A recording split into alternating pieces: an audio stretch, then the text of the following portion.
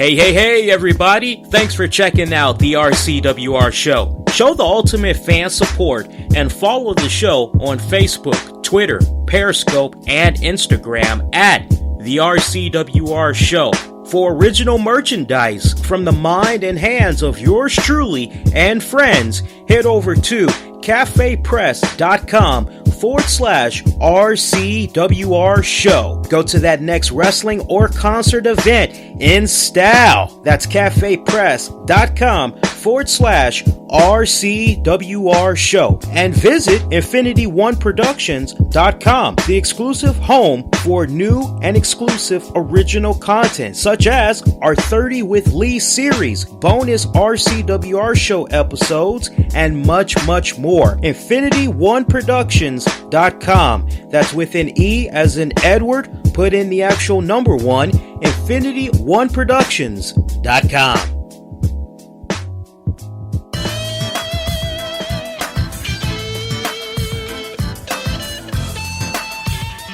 Soulful, vibrant, a true throwback. That's how folks are describing the new album by Dave Rogers, titled Love Notion No. 9. If you love Charlie Wilson, the Delphonics' William Hurt, and Charles Bradley, Love Notion No. 9 contains soulful blends of pop with R&B that will without a doubt capture the hearts and imagination of fans. Top singles include Catch Me,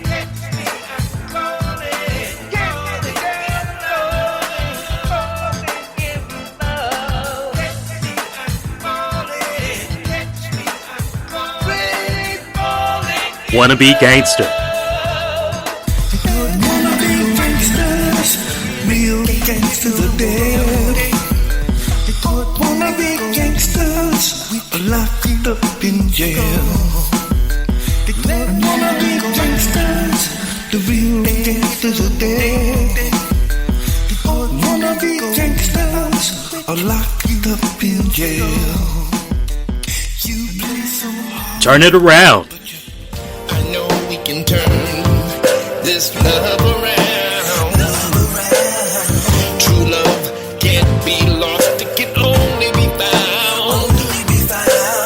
And I know we can turn this whole damn thing around. It's never too late.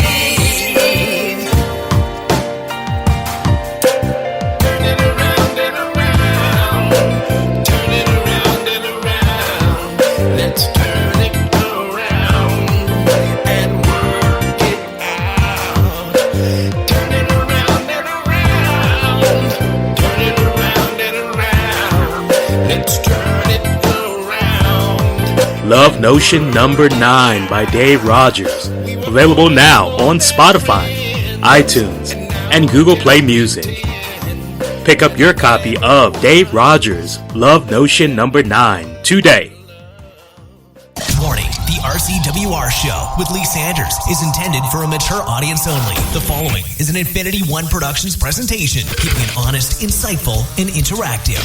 Covering the latest in wrestling, entertainment, and beyond. Since 2011, you're listening to the RCWR Show. Now, your host, live from the nation's capital in Washington, D.C., Lee Sanders. What's going on, boys and girls? Black Avenger, aka the Black Azrael, Lee Sanders. You are checking out a special Sunday night edition of the RCWR Show, as it's our WWE No Mercy Aftershow for Sunday night, October 9th, 2016. I'm very curious to see how this show does, in particular on the downloads, because I know a lot of people, a lot of stuff going on this Sunday here in North America. I know in other countries, and shout out to our listeners, because we got listeners in Mexico, we got listeners in Ireland, we've got listeners in Australia, all over the globe we pretty much have covered.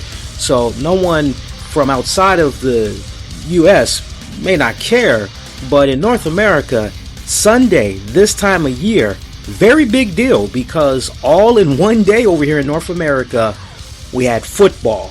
Then we had the debate follow that up, we had a WWE pay-per-view event. So I'm a little bit curious to see how the traffic does for this show. Not really live, but I'm more interested to see how this does on the downloads. But hey, man, for those of you that's checking this out live right now, I definitely appreciate you guys taking the time out to do this. Got the chat open via Spreaker. Pop your head in there, say hello. You can also grab my attention on Twitter, Facebook. Make sure you give me a follow on those respective platforms at the RCWR Show. I also got the Vine. I got the Instagram. I've got the Periscope. Having fun on all of those platforms. Vine as well, in case I didn't already mention it. Just use the keywords, the RCWR Show. And look, beginning with this episode going forward, we got to give a mad shout out to one of our exclusive sponsors of the RCWR Show. It's been a good minute since we've had a sponsor. It's honestly been all about hooking up with the right people, getting behind something that honestly relates to me. I really feel it. I enjoy it. And for the next couple of months, we're going to be working with a very gifted artist by the name of Dave Rogers. He has a new album that is out right now, titled Love Notions #9. No, not potions, not lotions, not motions. It's as it sounds. And I'm not saying that to make fun of the title or anything like that. It's just I know some people are like, oh, surely you mean, no. The name of the album is actually Love Notions, N as in Nancy, Love Notions #9. Really great album. Check that out when you guys get the opportunity. And for those of you listening to this on the downloads, you've probably already heard the little buffer that we used in setting up tonight's show and all that. But if you enjoyed some of those tunes that you've heard, definitely you kick on back, represent, check out the album. We definitely want to give him a mad shout out for being a RCWR Show sponsor for the next couple of months. So appreciate you. Nice working with you. So this is sponsored in part by Dave Rogers tonight that we're doing this for you guys. So we had WWE No Mercy. I'm not sure how many of you all have been paying attention, but for those of you that maybe don't know, I do offer match predictions for all of the wrestling pay-per-view events. It's now a little bit of an experiment that we're doing for now, but you can pretty much catch our Call That Match edition exclusively on our website at infinityoneproductions.com. And I gave some pretty good picks as far as Sunday goes. I think I did pretty well, quite honestly. Didn't really challenge myself as far as thinking outside of the box a little bit, kind of switching it up. So I think going forward, the way I'm going to be approaching these Call That matches, I'm going to have a little bit more fun with the creative / booking aspects of it. But regardless, I think with my picks tonight, I did fairly well. So this No Mercy event, it came to us from where was it? Sacramento, California at the Golden One Center, the new Golden One Center. Attendance about 14,324, give or take. When I think about this card overall tonight, I thought WWE really did a superb job. I gotta say, I was really quite taken back by this pay-per-view card. When I think about the last SmackDown pay-per-view event that we had, it was decent. It was fairly decent. I will definitely say that. What was it? It wasn't Clash of Champions, because Clash of Champions, that was Raw. I believe the last SmackDown pay-per-view. Oh God, I'm kind of pulling cobwebs here. Let me just think for a second. I believe it was Backlash, if I'm not mistaken. It was Backlash. So I thought they did pretty good from the opening right on through to the end. I thought all the matches, the placements, just the execution, the ring psychology, just overall, all the matches was on point. I enjoyed it. Crowd really seemed to be into a majority of the matches. Of course, we kicked things off with the pre-show. On the pre-show, we saw Kurt Hawkins. He made his pay-per-view debut, if you will, to make an announcement, and that announcement was he was going to be seeing in-ring action for the very first time on this coming week's SmackDown. The crowd really was not feeling Kurt Hawkins. They were heckling the guy, making fun of him left and right. They were definitely looking for something to happen. And quite honestly, I was expecting, if not Apollo Crews to come out. And you know what? I'm still holding out that maybe the first match Kurt Hawkins is going to have is going to be against Apollo Crews. Notice tonight, no cameo whatsoever by Apollo Crews. So I'm a little curious to see how things play out this Tuesday, but I just have the weirdest feeling that that's probably the direction that they may go. Now, there may be some of you guys that may take that a little bit of a step further and say, nah, Lee, don't you think maybe Kurt Hawkins would take on enhancement talent? Like, why not? Especially considering the type of position he was in during the pre-show. Even though it wasn't on the actual pay-per-view card itself, when you take a step back and you look at the fact that they could have had Kane or some other big dude, Rhino, they could have had somebody come out there and just make quick work of Kurt Hawkins. He's already looked upon as a laughing joke, so honestly, for somebody to come out, take him out of his misery, at least from the fan standpoint, they're being taken out of their misery by seeing something bad happen to Kurt Hawkins. That would have been like, okay, so yeah, we don't need to, but the fact that they've taken their time with these vignettes, he escaped injury free from tonight's event. I'm not going to say that the brass has big plans for Kurt Hawkins, but what I will say is I can see for certainty some type of a scenario playing out where Kurt Hawkins is in a position where now after tonight he's probably going to be taking on enhancement talents for the first couple of weeks until maybe he butts heads with a Apollo Crews. I can definitely see something like that happening. And why do I keep gravitating towards Apollo Crews for some of you guys? Quite honestly, because as of late, you just kick back, you think about the past couple of weeks, Kurt Hawkins has, not Kurt Hawkins, but Apollo Crews, he's been a bit ice cold. We really haven't seen him pop up on television. Haven't really seen him really not that active on the pay-per-views. It kind of feels like, but honestly, it just kind of seems like his stock has kind of went a little bit low and he's been kind of disappearing here and there. It's kind of like, hey, was he on last week? I mean, that's a sad story because it's almost kind of getting to that point now where you don't notice when he's not there on the SmackDown shows or he's on a pay-per-view. That's kind of like the point where we're getting at right now. So, and that's sad because of the standpoint with great promise I saw in that short program he had with The Miz. I thought that was kind of going somewhere. I felt that was something that maybe could have resumed. Brings me to that IC title match in a little bit. And then when he was rubbing elbows with AJ Styles, I really kind of felt as though maybe Crews was finally starting to turn that corner, so to speak, but it did not come about. So that's why I'm kind of looking at Crews to maybe be doing something with Kurt Hawkins. So my fingers are actually kind of crossed right there. I think those two would actually kind of gel pretty well. But other than that, for your pre-show, we go to a pre-show match that we had got right before the pay-per-view. I kind of was in and out with this matchup, but it was the Hype Bros taking on the American Alpha. Oh, correction. Hype Bros and American Alpha teaming up, I should say, to take on and defeat the team of the Ascension Vaudevillains. It was an 8-man tag team match. From the little bit that I saw, it was a pretty decent tag match. I'm not really feeling the fact that with regards to these tag matches, it keeps getting spammed out to 8-man tags when you can just kind of stretch it out a little bit. You could do one tag for a pre-show. You could do another tag during your main event. But tonight, I was okay with the booking, just kind of kicking back, seeing how everything had played off.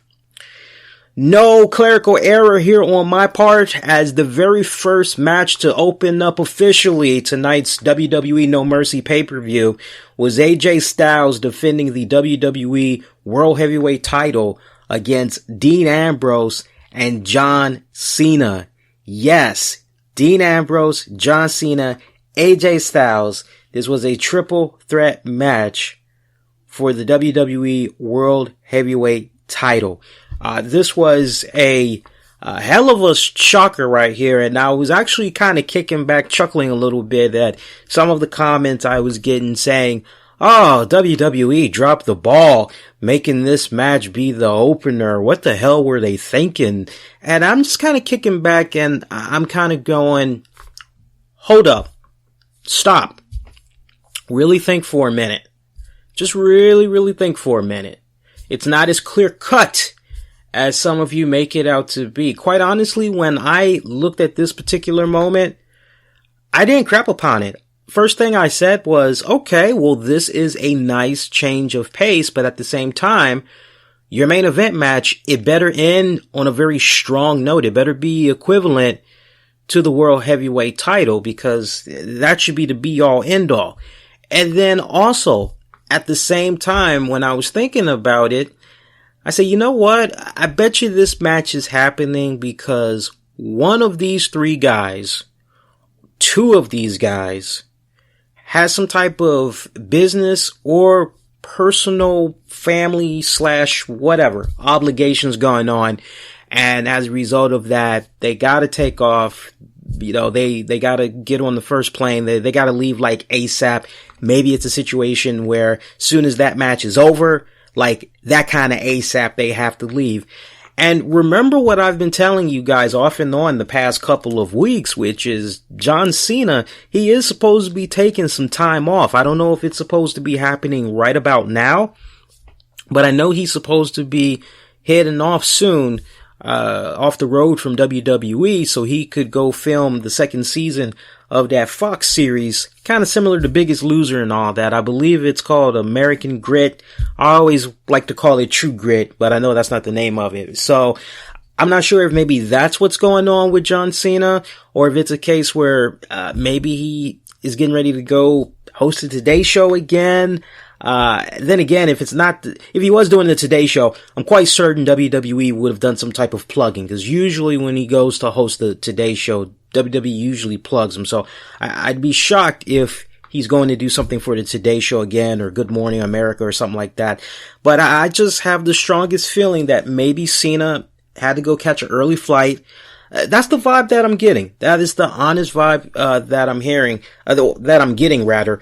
And I think it's to the point where as the weeks progress, don't be too surprised if you hear that that match came about as early as it did because one of those guys had to take care of some personal business, or they had to catch a flight ASAP. But I totally was fine with the placement of this main event match kicking off the pay-per-view, contrary to how some individuals may have felt about this. Love the ring psychology of this match. It pretty much had played out exactly how I thought it was going to play out, which was Dean Ambrose and AJ Styles kind of having that whole measuring stick going on, kind of saying, look, you ain't pinning John Cena. I'm going to be the one to pin John Cena. I can't stand this guy's guts. Well, I can't stand this guy's guts either.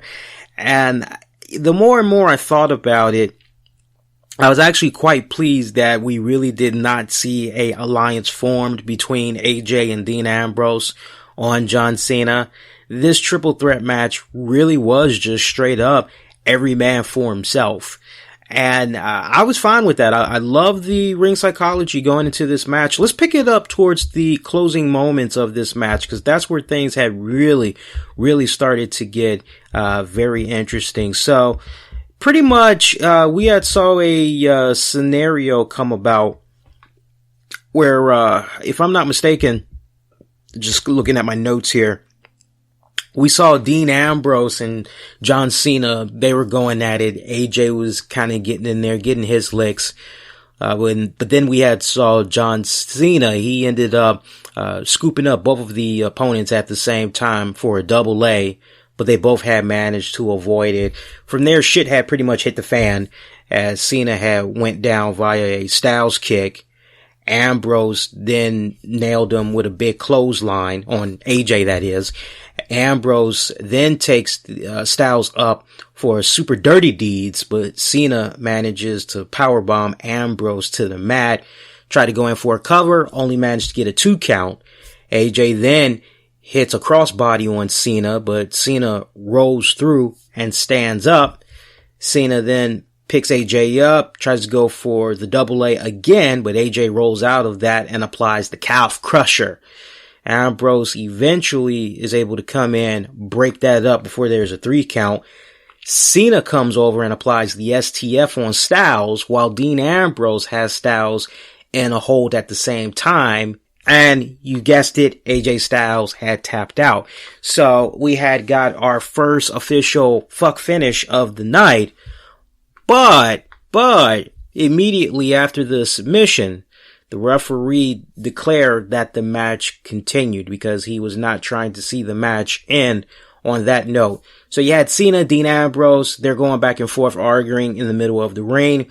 Cena decks Ambrose. They pretty much are going right at it. Cena nails Ambrose with a good strong clothesline. Cena goes for the double A once again, but Ambrose counters and it connects with a dirty deeds on Cena.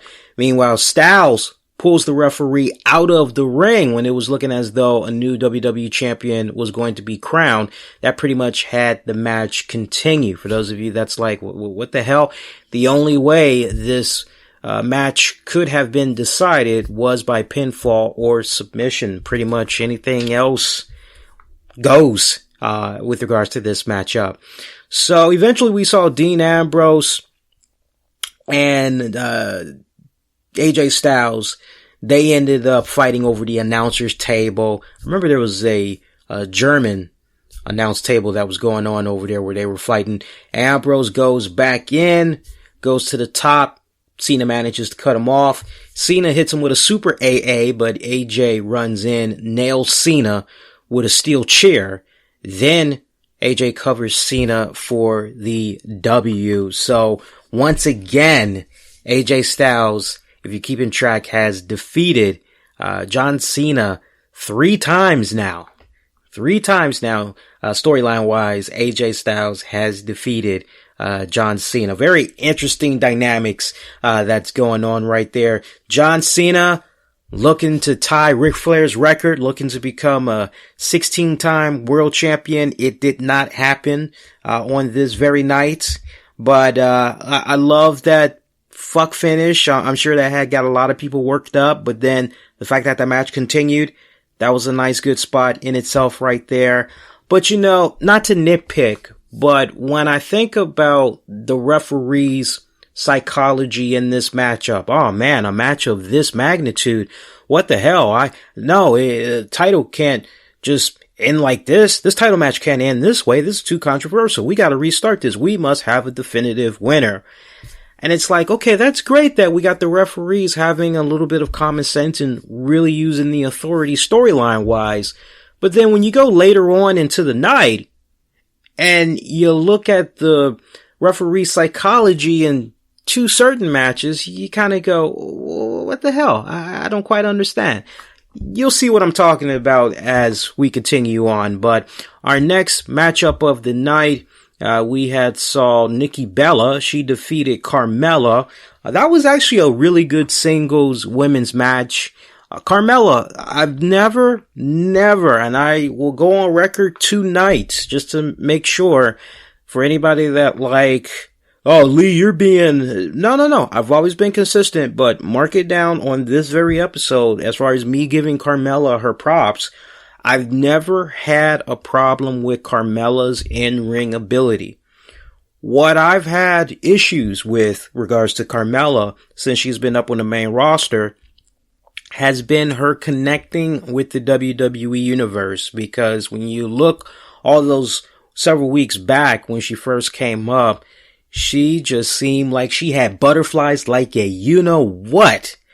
And it was just kind of like, okay, shake this off already. And I don't know if maybe that was because it kind of got to her that she was performing on a much bigger stage or what, but you could tell she had the butterflies in her stomach and she was nervous as hell.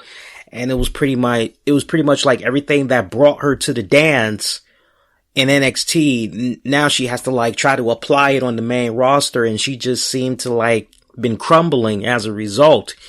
But she's been coming along very well with regards to her in-ring action, the connection with the WWE universe. It's kind of getting there, but the music, I'm going to keep saying that, man, until I'm blue in the face. Good luck with that, given the complexion of my skin, but the music has to change.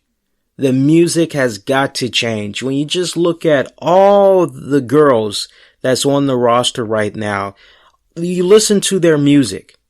And if you don't believe me, just really stop and if you can't picture all of the girls' music in your minds right now that's on the roster, just go on YouTube or go on WWE's website, look up the themes and all that, and you'll see what I'm talking about. Like, all the women on the roster got the type of music that like captures your ear. It grabs your attention in the first like 10 to 15 seconds, which I think is really, really critical from a wrestling fan standpoint, because it kind of like sets the tone. Like, when you first hear that music 10 to 15 seconds in, you're kind of going, oh, it's so and so. Oh yeah, I've been waiting for this. Oh yeah, this should be good. This should be the shit. But then, given the type of music, and in this case, Carmella, you hear it and you're really not sure what to do. And then you see her come out and you can't quite put your finger on, what exactly is she trying to be. I've dated a girl or two from New York, and they were white. Not that their race matters, but I've never known a New York white girl to act the way that Carmella is acting. And I'm going to continue to be consistent with this. She just comes off like somebody that discovered a vinyl shop and decided she wanted to embrace the hip hop rap culture. And she's like being that wannabe black. She's trying to be hip. And I just think it's coming off really bad right now. And I think it's really coming off very bad given the simple fact that she is basically a spawn of Enzo and Cass. And as a result of her no longer being paired up with them, her gimmick is not working so well. Okay? So, and then she talks about, look at the theme song too. She's talking about some FAB, diamonds on my chest or whatever. Well, every time she comes out, there's no diamonds on her chest. There's no type of jewelry. So what exactly is making her fabulous is what I'm trying to understand. And I don't think that's really resonating well with the fans as a result. But the in-ring action is there, and I thought she proved herself very well against Nikki Bella tonight. Nikki Bella, Lord have mercy, that beautiful girl. Stunningly a very beautiful girl. I do not blame Jerry Lawler during the pre-show getting a damn hug. I tell you, he's the fucking Donald Trump of the WWE. That kind of is a nice little reference to that exclusive audio that we all, I'm sure, have probably heard by now. Donald Trump saying, grab him by the you-know-what, meow, kitty at my foot and I won't touch it. Yeah, that's all I gotta say. But yeah, really great match between these two girls, man. I was really quite taken back. I was really, really impressed with these two girls. Closing moments of this matchup, we saw Nikki connect with a very pretty drop kick on Carmella. Nikki was, for most of this match, she was pretty much on the offense, but a little bit, actually, yeah, she was on the offense because we pretty much saw the story being told of Carmella homing in on the neck. That was pretty much what it was all about, trying to re-injure that neck and everything. And we saw Carmella try to escape a pin attempt. She managed to. Nikki then connected with a Bella Buster, got another near 2 count. Carmella then connected with a head scissors takedown and a super kick, only managed to get a 2 count. Carmella then ended up doing the code of silence. Nikki managed to power out of that and connected with a big forearm, followed up by a roll-up attempt. Carmella then countered and tried to apply the code of silence once again, but Nikki managed to reach the bottom rope to break that hold submission. Carmella showing a lot of frustration. And one thing, if I were to just kind of nitpick on this matchup, I thought there was way too much screaming going on, especially on the part of Carmella. And the reason why is because what I kind of had a hard time understanding was, okay, if somebody is applying the submission holds on you, doesn't matter if it's an arm bar, it doesn't matter if it's a leg lock, ankle lock, head lock, bear hug, whatever that submission hold is, if it's painful like that, you being at the receiving end of that submission move should be the one screaming in pain. You should be the one that's basically more vocal. And I thought it was really weird that Carmella was the one doing all the screaming. Nikki Bella just as silent as you can be, maybe on occasion, no. Yeah, but, you know, we didn't hear any screaming from Nikki. And I just felt, ring psychology wise, that was a bit off, because I'm just kind of thinking from the booking standpoint that, okay, if Nikki is the one that has the injured neck, or had the injured neck, and now she's back, she's supposedly at 100%, blah, blah, blah, blah, blah, blah, blah, blah, blah. Well, if this girl's doing all these submission holds that's focusing on the spine, which is connected to the neck and all that, well, surely Nikki should be the one to be in a little bit of pain, right? I think that's the story that you need to tell, for the simple fact, when you look at these two women matched up, and no, it's not all in the chest. I'm being for real. When you match up Carmella with Nikki Bella, Nikki is more heavier. And I say that in the most respectful way humanly possible, because Nikki Bella is nice and toned up. She is healthy, thick. Healthy, thick. Nothing wrong with that. I like them thick. She is a healthy, thick. Carmella is a twig. No disrespect to Carmella. I'm just stating how it is. So I'm having a hard time really I can't believe that, because this young thing is kind of tidy. So when you have her in a situation where she's applying these submission holds, and for Nikki Bella to not be the one screaming out in agony, that just kind of messes up the ring psychology of that match, I personally feel. Maybe you all don't, to each its own, but that's just how I'm kind of looking at it right there. But other than that, I thought the match was on point. Really good match between those two girls. For those of you wondering, no Eva Marie. Eva Marie cleared. Should have been back by now. Maybe she'll be back on this week's SmackDown, hopefully. We saw a backstage segment with Shane O'Mac. Hadn't seen Shane O'Mac in the past couple of weeks. He was with Daniel Bryan, and they were talking backstage about how well the show had been going so far, when they got interrupted by the Intercontinental Champion Miz with his wife Maurice, who talked about, yeah, the show's doing pretty good right now, but the show's going to be even better once he retires Dolph Ziggler. Miz then attempts to take a knock at Daniel Bryan, taking a shot at his failed in-ring career, then saying, hey, you know what, man, after I handle my business in this Intercontinental match and I retire Dolph Ziggler, we're going to have to renegotiate my contract, cause, yeah, I got it like that. And that was pretty much it. We had got a More Than Pink promo. You know, WWE's doing their thing for the Breast Cancer Awareness Month. From there, we had got our SmackDown Tag Team title match. It was the Usos taking on Heath Slater and Rhino. Rhino defending those SmackDown tag titles. I can now officially comment on the Usos' new theme music, because I've been missing it the past couple of weeks. I like it. I love it. Really good stuff, man. I really like it. The tempo's not as slow as I was picturing it, but you know what? I'm feeling it. I also appreciated the fact that they finally had somewhat of a sit down. It wasn't with Michael Cole. It was actually with Tom Phillips during the pre-show, where it was addressed, why have they all of a sudden gotten this new demeanor?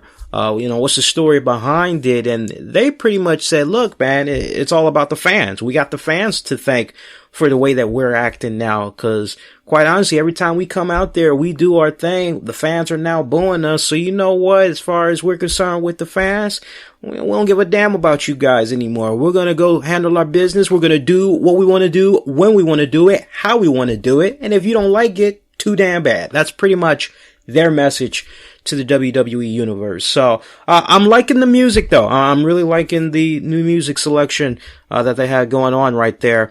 Usos, Rhinos,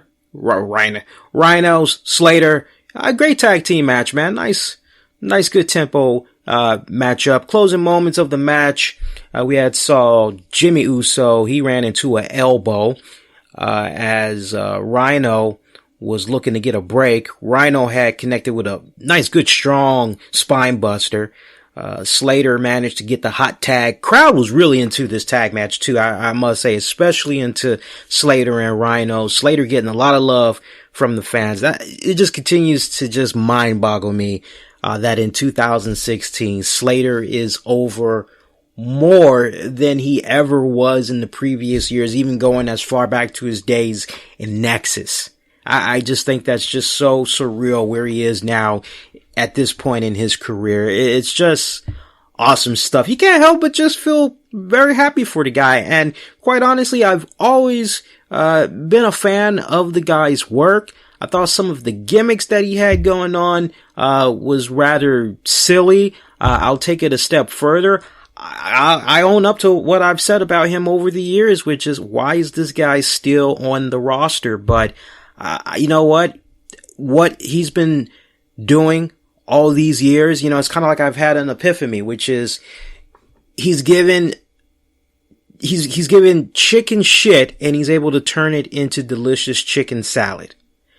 And I think when you're able to be in a position like that where you can make the most out of anything, yeah, you're probably going to have some really good, sweet rewards at the end of it, especially when you go out there, you do what you need to do and everything like that. And it's nice to see that this guy, and he probably knows that there will never come a day and time ever, at least in the WWE, where he will be a world heavyweight champion. He probably knows deep down inside he's forever going to be a utility guy that maybe from time to time, highest that he'll go with his WWE career is maybe a United States champion or a Intercontinental champion, or whatnot. And you know what? He's fine with that. If he's going to be a multi-time tag champion, you know what? He accepts that role. And for some people, they're able to accept that. For some people, they're able to adapt to that. Especially, it's like a catch-22, because it's like, well, I'm not quite where I'd like to be, which is at the top of the food chain and everything, but I'm getting a steady paycheck. I'm traveling the world. I'm doing what I want to do. I'm having lots of fun. I'm interacting with fans from all around the world. I get to see so many beautiful places, and I'm getting paid for all this. My family's being taken care of. I'm living a good life. I'm seeing on TV every single week. Some people are able to accept that. That's just a straight up truth. I'm not making any excuses or anything like that. I'm just giving you guys that serious reality check. That's just how it is. Continuing on with the match in the closing moments, we saw Slater. He had managed to roll up Jay for a 2 count, but Jay catches Slater in a big Samoan drop for a near 2 count. Rhino then brings Jay to the floor, but gets laid out in the process. Jimmy then goes to the top rope, but Slater runs up, power slams him to the mat. Slater gets another near 2 count. Jimmy then connects with a nice, good, strong ass super kick on Slater. Love the Usos when they do those super kicks, man. Usos then tried to team up on Slater, focus on that leg, but then Rhino comes in, connects with a gore on Jimmy to send him out to the floor. Jay then tries to put a submission maneuver on Slater. Rhino comes in once again. He manages to break it up. Rhino waits for the hot tag. Slater makes the tag. Rhino comes in, connects with a gore.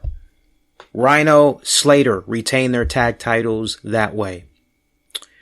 Surprising match of the night. Did not think it was going to be as good. Jack Swagger, Baron Corbin. Nothing pretty about this matchup, let me tell you. This was a straight up slugfest. A straight up ugly slugfest of a match. Thoroughly enjoyed this. I was quite taken back by this match, in all honesty. And I've been very critical of both guys within recent weeks, especially Swagger coming back to the SmackDown scene and everything. But just putting aside how I personally feel, I give props where props is due. And anybody that could not recognize that Swagger, Corbin actually put on an entertaining match are in denial. I don't care what you say about these guys. You can say what you want to say about these guys, but as far as their match tonight, it was pretty damn good, man. I mean, they just pretty much was slugging it out. Wasn't really a technical match, cause I know Jack Swagger has that whole technical background, amateur wrestling and all that. This was just pretty much a straight up punch, clothesline, strong kicks to the face. It was pretty much one of those type of moves. Short match though. It was pretty much a short match. I love the fact that the match did not start with a goddamn lockup. Because these two guys, they just got this serious chip on their shoulders. They've been going at it. They don't fucking like each other and all that shit. So to just see them eagerly anticipating for the bell to ring already, and they pretty much couldn't wait. They just start slugging it out. I love that. I thought it was a really good back and forth type of story. Pick it up towards the end of the match. As again, it was a nice, good back and forth. We saw Swagger. He tried to make a little bit of a mini comeback as he got all nice and fired up, tried to go for a Swagger bomb, only managed to get a 2 count. Corbin then managed to block the Patriot lock and then goes after Swagger's hand once again, because earlier in the night when the two were fighting outside of the ring, there was a nice cool spot where Jack Swagger got sent into some steel steps and his hand was caught in between the ring and the steel steps. Corbin just I think he went in strong with his foot, did like a nice good strong kick to those steps, and we pretty much saw Swagger's hand messed up as a result of that. So Corbin, he managed to connect with a deep 6, once again, near 2 count. Corbin begins to argue with the referee, tries to focus on Swagger once again. Swagger eventually manages to put on the Patriot lock. He applies it well, but it's broken as Corbin suckers the referee in as he manages to do that. Slight distraction. Corbin does a thumb to the eye to Swagger and then connects with the End of Days for the win. Good, nice little matchup. Those two guys not done. Not by a long shot. Those guys are not done by a long shot.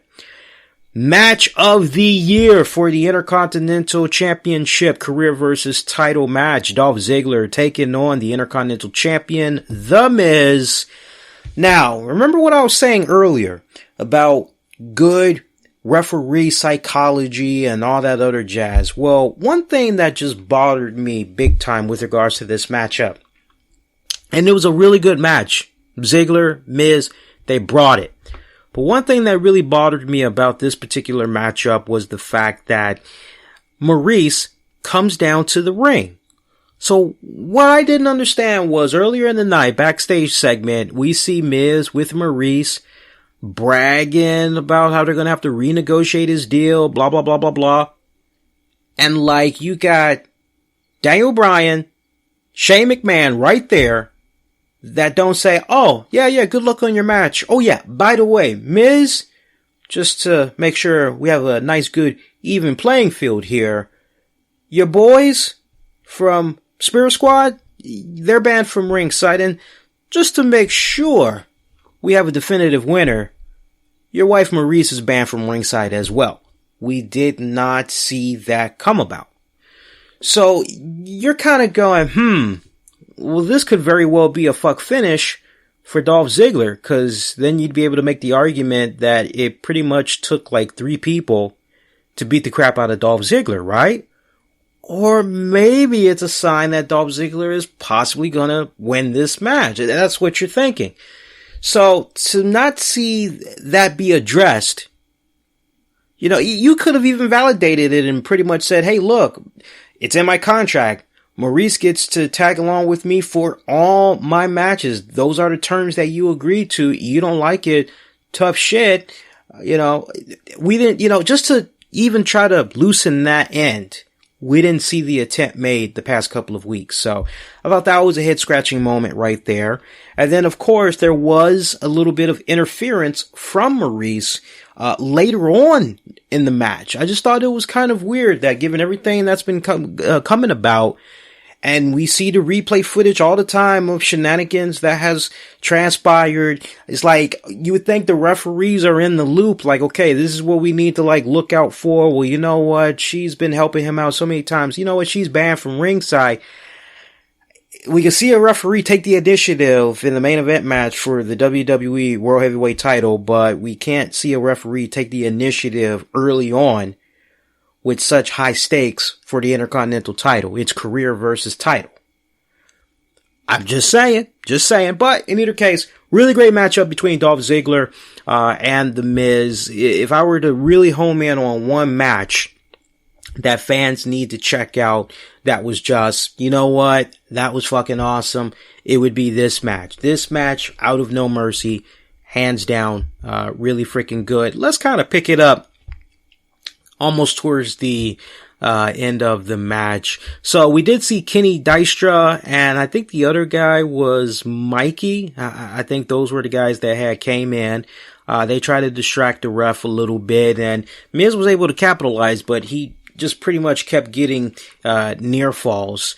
But Miz, he managed to get a rope break as he was, I believe, put in a submission hold. He then distracted the referee, allowing Maurice to spray Ziggler in the face. Once again, Miz tries to go for the W, but Ziggler gets his foot on the bottom rope just in time. Miz then beats up on Ziggler.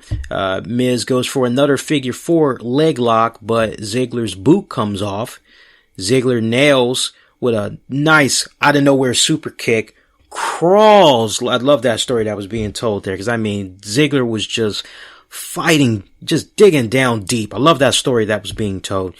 Managed to go in for the cover, 2 count once again. At that point, we saw Kenny and Mikey of the Spirit Squad come out. They tried to distract the referee, as I mentioned. Ziggler super kicks Mikey off of the apron. Miz comes up from behind, connects with the skull crushing finale. Near fall. Maurice is just outraged. Fans are chanting, this is awesome. They were really into this matchup. Kenny gets back on the apron, leading to the referee ejecting Kenny Dystra, Mikey, and Maurice from ringside. Ziggler manages to take advantage of this distraction, and he's able to connect eventually with a super kick for the win and the title. One other thing about this matchup that also kind of rubbed me the wrong way. I did not like the commentating during this matchup. They were repeating themselves every 30 seconds, and although I can appreciate tremendously commentators really driving home, hey, this is a title versus career match, I really appreciate it. But I just felt they went way overkill. It was almost like they were treating us that were watching this event at home like we were 150 years of age and that we have dementia, a serious form of amnesia, because every freaking 30 seconds we're reminded about what was at stake. You just got to go back and check it out, because it almost got to the point for me personally where I almost had put the TV on mute. I really was just, it was nerve-wracking. And I know that's not the fault of the commentators. I know they're probably being fed their lines, but I just felt there was way too much overkill. David Otunga, he's got a lot of work to do, man. That's all I gotta say. He's got a lot of work to do. See, I'm nice. I'm not like some people. I don't be ripping people a new, you know what, online and all that, calling them out. I gotta be, first of all, I gotta make sure I'm bulletproof with the points that I'm making. It's gotta be validated if I'm gonna call somebody out.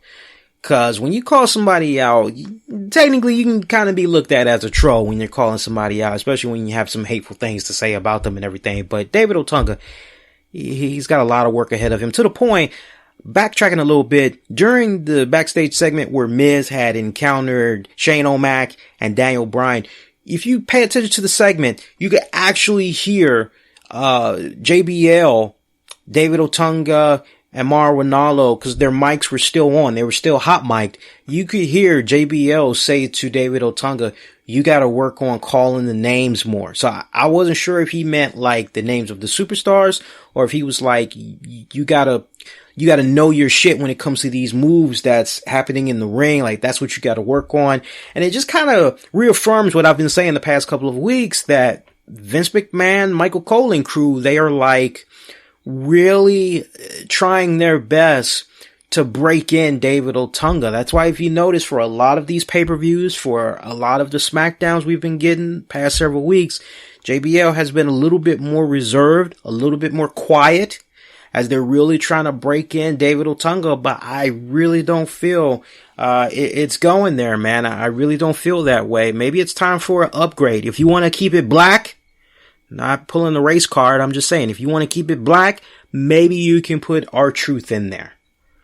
I think R-Truth would be a lot more entertaining than David Otunga, quite honestly. But hey, wishful thinking right there. But again, your winner for that Intercontinental title match, Dolph Ziggler.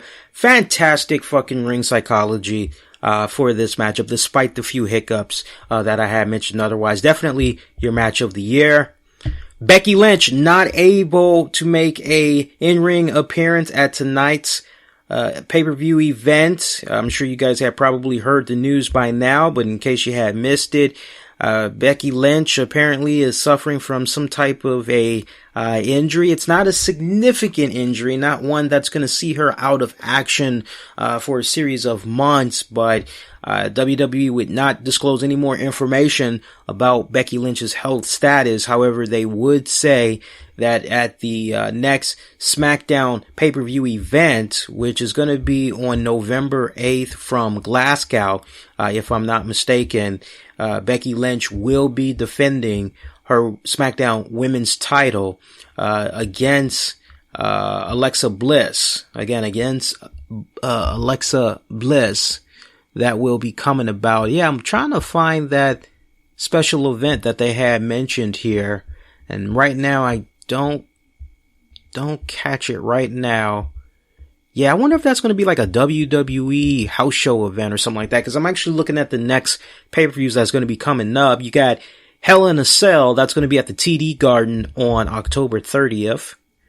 And then you have NXT TakeOver Toronto, that's going to be on November 19th. And then you got Survivor Series. Survivor Series, is there a date yet? Let's see here. Yeah, it looks like that's going to be November 20th, Survivor Series. And I'm not able to see the next pay-per-view event after that. Let me see. Let me just see something.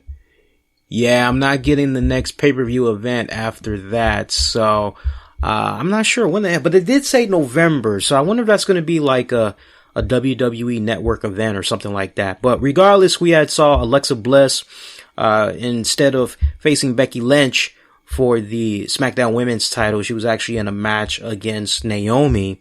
And I actually did not get to watch this match in its entirety. I was actually in front of the computer getting ready for the show and everything. But it was a short match. It was a really short match, apparently. It was like about 5 minutes, some change. Naomi had defeated Alexa Bliss. Key moments, pretty much way it went down. Bliss was on the offense from what people were telling me. She was on the offense for most of the match, but Naomi came in with a pretty sweet drop kick, rear end. Bliss did manage to kick out. Bliss had countered a move and tried to drop Naomi with a cross arm breaker, but Naomi managed to reverse it and pinned her. So I don't know if maybe now you can make the argument that maybe Naomi should be the number one contender to take on Becky Lynch for that SmackDown Women's title. Who knows? I don't know. The shadow knows. Continuing on, I think at that point, we got like one more match left. Yeah. You guys probably know what that last match is. Main event match.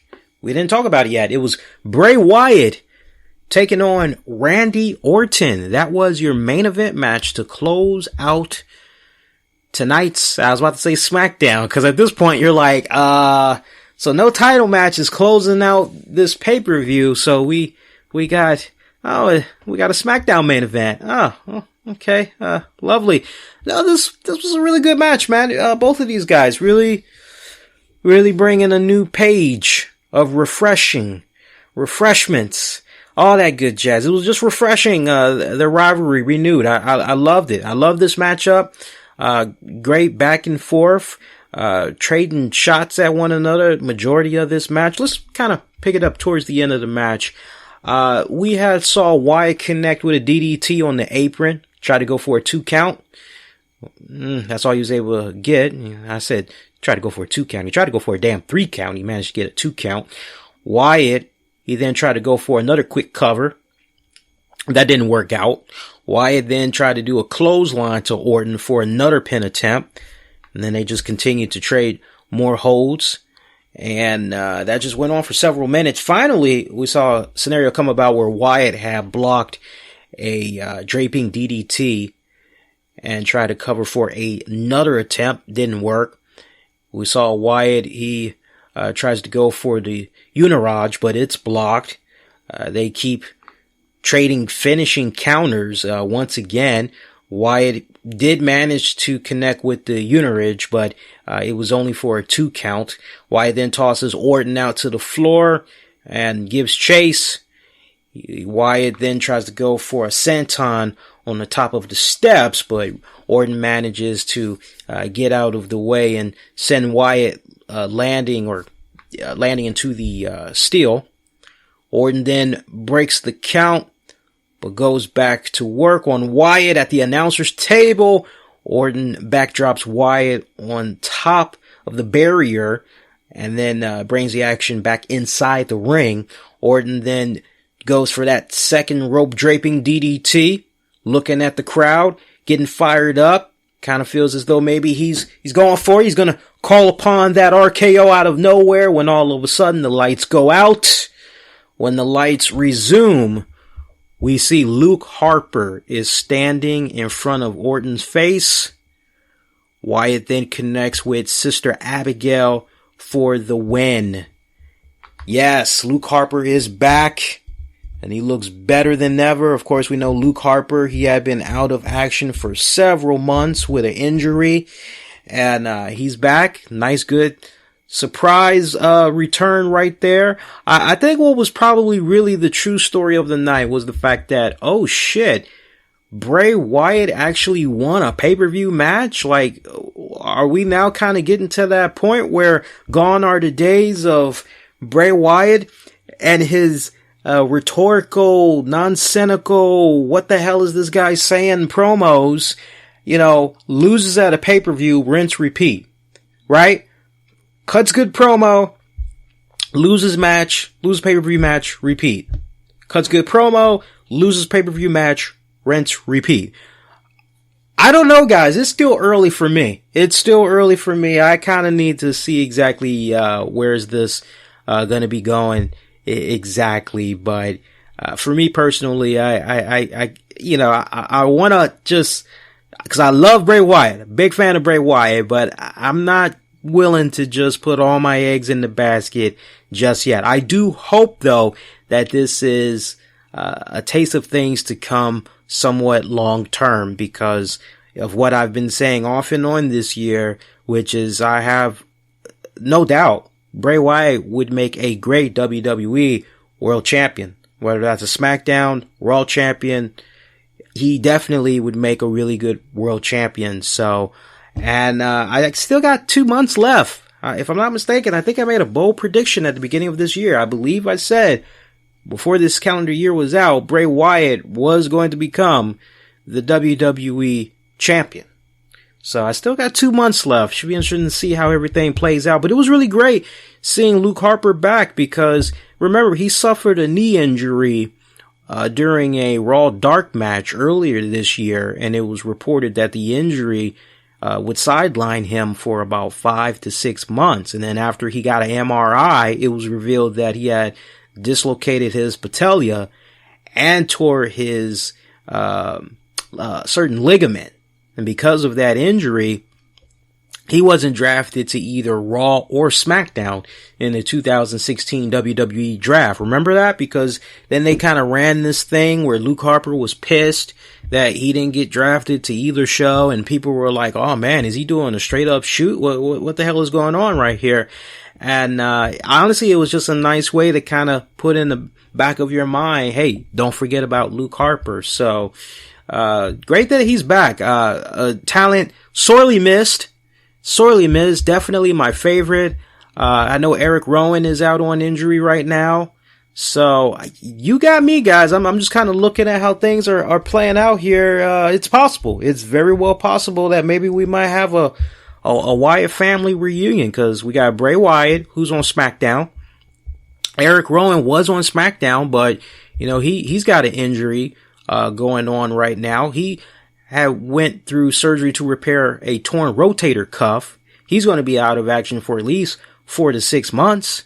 And he got that surgery done earlier this month, if I'm not mistaken. So we could see the Wyatt family reform, man. That's the way it's kind of looking right now. What's the earliest that might happen? Well, at this point, given what I just said about Rowan, I would say maybe March. Maybe March he might be back. But overall tonight, No Mercy, yeah, it gets a pass. It gets a pass for me. I thought it was really good. For SmackDown, for the brand, respectfully, I thought it was a really good pay-per-view. Better than the Backlash event, I would have to say. This event, it just really kind of felt like the guys kind of had a chip on their shoulder, so to speak, and they wanted to go out there and really put on a damn good, entertaining show. And I don't know if maybe that was because they were still out in California or whatnot, but they really, really brought it. I would have to say all the matches were on point. Just looking at the overall card, if I got to give a nod to like my top 3, for sure, I got to give the nod to Dolph Ziggler taking on The Miz for the IC title. I definitely got to give it up to that triple threat match for the WWE World title. My third match, I honestly, for me personally, my third match, I gotta go with Nikki Bella and Carmella. I was really surprised. My honorable mention, I would have to go with Baron Corbin, Jack Swagger for our honorable mention. But, scale of 1 to 10, I'd give it a 7. Yeah. I want to say 7.5, but no, I'm going to stick to a 7. I thought 7 is pretty nice and fair. So with regards to the poll, before we wrap up the show, and I definitely want to hear from you guys. So if you're connected with Twitter, make sure you're following me at the RCWR Show. I'm on Facebook as well at the same name. I got really nice, cool shirts, coffee mugs, all types of cool jazz. RCWR Show store. You can check it out at cafepress.com/RCWR Show. But one more time, look at our poll here, looking at the results that came in so far, and let's put that out there one more time.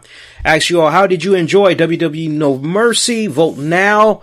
So, 10% of you thought it was a bad show. Meanwhile, 20% of you missed it / skipped it. Hey, that could have been for football. That could have been because of the presidential debate, or maybe you just was not interested in checking it out. So 20% of you missed it / skipped it. 23% of you felt it was an average show. 47% of you felt that it was a awesome show. So the continuation of WWE No Mercy, it goes on, because I want to hear from you guys. So make sure you interact with me all throughout social media. Give me a follow as well. We mentioned the Twitter. We mentioned the Facebook. Also on Instagram, Periscope, Vine, All out there, man. Use the keywords, the RCWR Show. Speaking of which, your next edition of the RCWR Show is going to be coming at you on Tuesday night, October 11th at 10 p.m. Eastern on Spreaker.com. We'll be covering WWE Raw and SmackDown Fallout. Also cover the very latest in wrestling headline news and beyond. So make sure you check that out. And then don't forget, if you haven't done so already, check out the website over at InfinityOneProductions.com. That's with an E. Put in the actual number 1, InfinityOneProductions.com for exclusive audio content. That is now the official home for where you can find not 1, but 2 episodes a month of our 30 with Lee series. If you love movies, all things entertainment, connected to movies, that is the series for you. You definitely got to make sure you check that out. We also got our Call That Match edition that is also exclusive on the website, but guaranteed every single week you guys get new exclusive audio content, and it's free. Free. Want to support the show? Spread the word. Tell your friends. If you can donate, that's great. Patreon.com/RCWR Show. Am I forgetting anything else? Well, we got to give a shout out one more time to our special RCWR Show sponsor for the next couple of months. We got to give it up to very talented musician, Mr. Dave Rogers. Make sure you check out his new album, Love Notion number 9. Yes, I said it right. Love Notion number 9. Available on Spotify, iTunes, and Google Play Music. Those of you that's going to be looking for this on the downloads, give me about 20 minutes, a little less. I will have this all nice and ready for you guys. Everybody else, hey, wish you all to be safe and most importantly, be kind to one another. See you next Tuesday, or this coming Tuesday night for an all-new RCWR show. Good night, good morning.